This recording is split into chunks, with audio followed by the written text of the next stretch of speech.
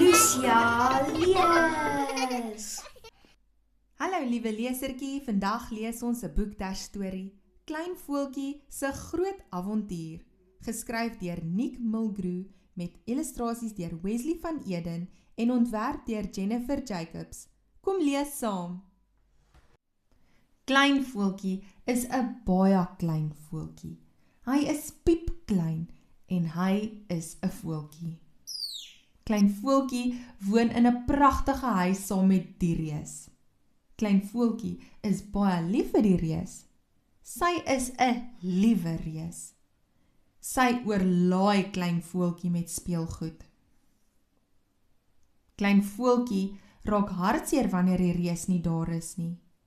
Op 'n dag vlieg Klein Voeltjie weg om die reus te gaan soek. Klein Voeltjie vlieg op in die lug, tot hy die hele wêreld kan sien. Hy soek na die reus. Waar gaan hy land?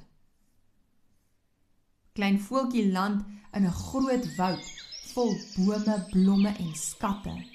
Hy geniet dit om met die blink juwele te speel. Maar waar is die reus? Klein Voeltjie stap deur 'n groot sneeulandskap. Die sneeu is sag en wit. Klein Voeltjie rol vrolik op die koel sneeu rond. Maar waar is die reus?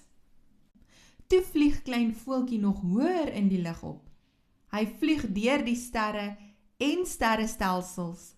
Hy sien die maan. Hy sien 'n komeet. Maar waar is die reus? Hoog bo uit die lug sien Klein Voeltjie iets met sy skerp kraaloogies. Wat kan dit wees? Klein Voeltjie duik af. Waar gaan hy land?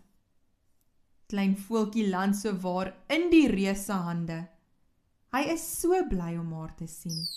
Ek is lief vir jou, reus, chirp hy. Die reus hou vir Klein Voeltjie styf vas. Ek is lief vir jou, sê die reus.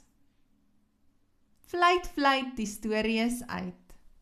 As jy van die storie gehou het, druk die duimpie, deel hom met jou maats en volg ons vir nog lekker stories.